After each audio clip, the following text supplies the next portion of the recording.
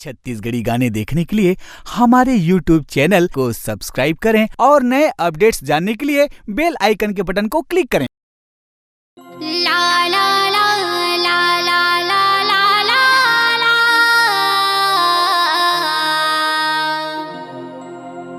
ला ला ला ला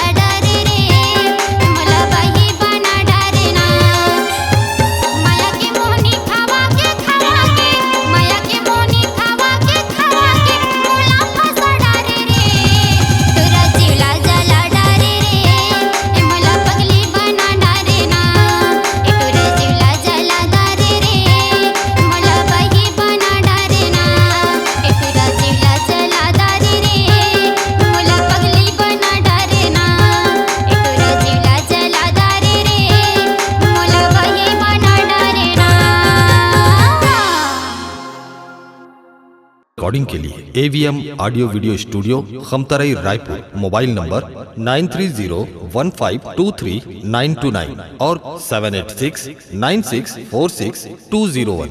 यदि आप नए एवं पुराने गीत सुनना चाहते हैं तो avmgana.com में जाकर गाना फ्री डाउनलोड करें और YouTube चैनल में AVM गाना को सब्सक्राइब करें।